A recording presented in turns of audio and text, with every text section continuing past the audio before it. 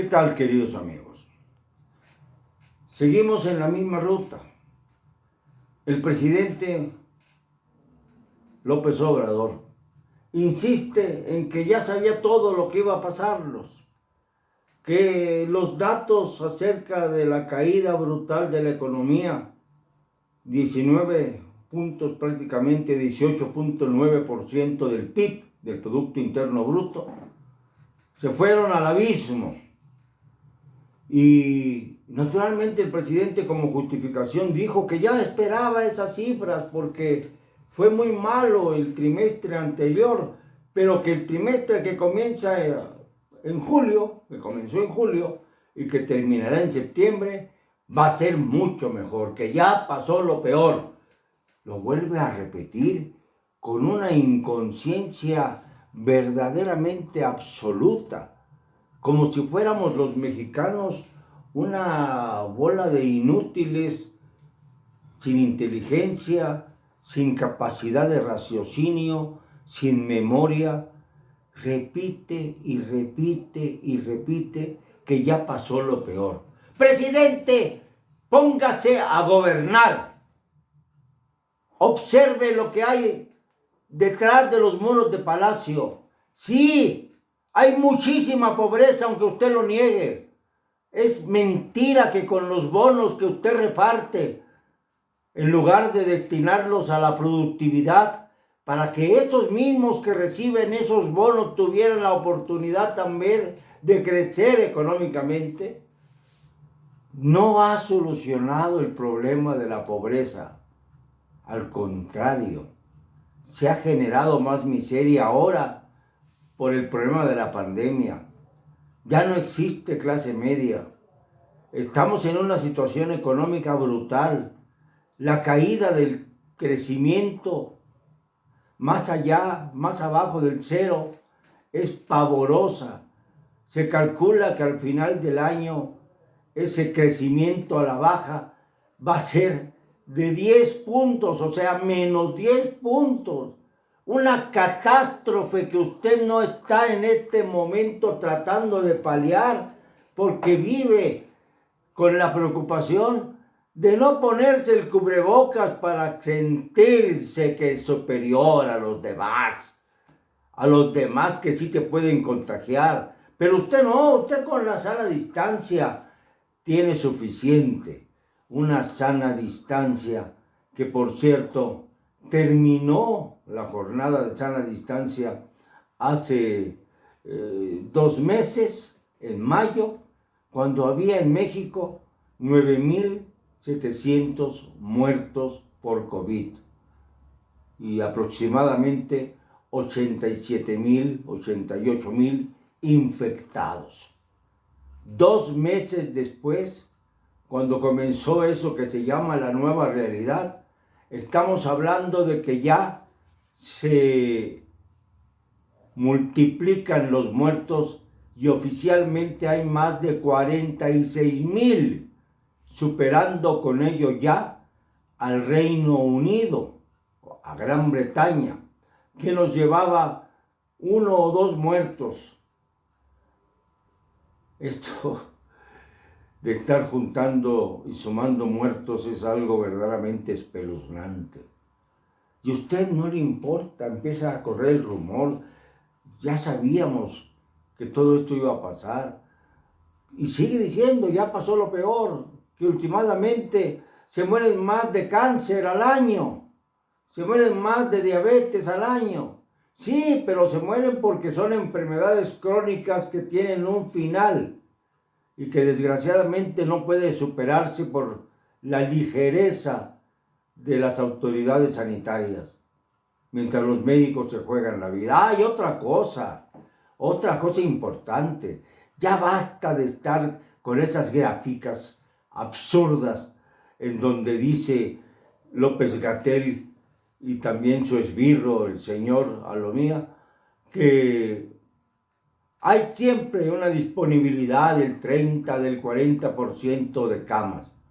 Pero lo que no dice es que a esos centros COVID que se arman artificialmente para que suba el número de centros en las gráficas, no están verdaderamente habilitados, entre otras cosas, porque no hay no solamente insumos, sino no hay médicos.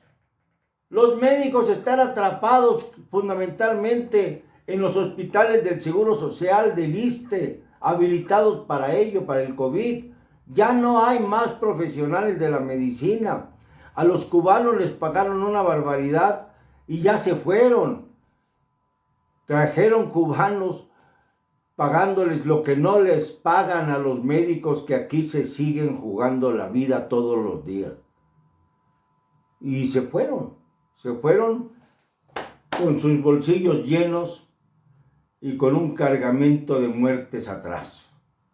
Esta es la realidad.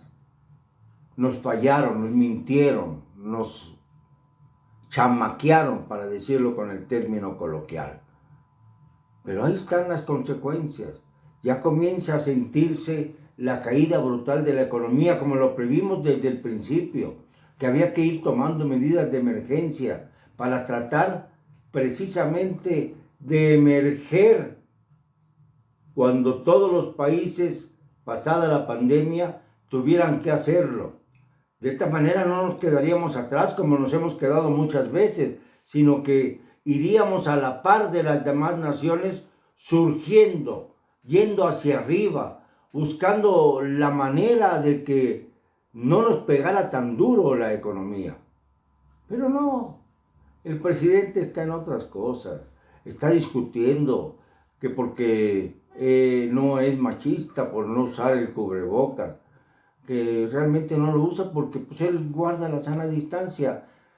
Ese es el ejemplo que usted da a los mexicanos cuando estamos confinados, cuando se nos dice que estamos en semáforo rojo, que vamos a volver al semáforo rojo en otras entidades. Bueno, esto es un juego maquiavélico. ¿O de qué se trata? La economía decayendo y la pandemia subiendo.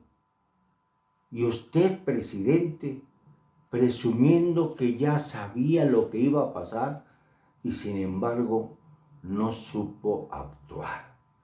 Eso es lo que deriva la lectura de sus propias palabras. Lo que usted dice en el sentido de que ya no hay pobreza en México. ¿De qué habla usted, presidente? Póngase su cubrebocas y salga a recorrer las calles. A ver, sin los custodios que usted dice no tener. A ver, entremezclándose con el pueblo, guardando la sana distancia, pero con el cubrebocas, con su mascarilla, como nos obligan las autoridades sanitarias, precisamente como una medida para paliar los principales contagios que se dan en la calle, que se dan por la saliva que está flotando en el ambiente. Por eso se cuida uno. Claro, en Palacio Nacional no tiene usted problema y puede usted usar o no el cubrebocas, pero fuera tiene usted la obligación de hacerlo para ejemplificar que a los mexicanos, con usted, para muchos que lo siguen todavía, que todos debemos cumplir con las normas sanitarias, pero eso no le importa a usted. Lo que le importa es mostrarse superior a los demás. Solamente 4 jefes de Estado han osado tomar la misma actitud que usted. Trump, que ya empezó a usar su cubrebocas. Boris Johnson, el primer ministro de Inglaterra, e incluso el príncipe Carlos, que no usaban el cubrebocas y que cayeron enfermos de coronavirus. Jair Bolsonaro, de Brasil, la segunda nación con más muertes de todo el mundo, tampoco usaba el cubrebocas y ahora ha tenido ya que modificar su lenguaje y su discurso porque también dio positivo de COVID-19. Solo queda usted, López Obrador, a ver cómo le va, a ver cómo le va con la historia, a ver cómo le va con la realidad, a ver cómo le va con el contagio. No le deseo mal, pero sí le exijo que como mexicano, cuide a sus gobernados. Perdónenme, no me van a callar. Y lo digo hoy y siempre, con la cabeza muy alta, con cero cobardía.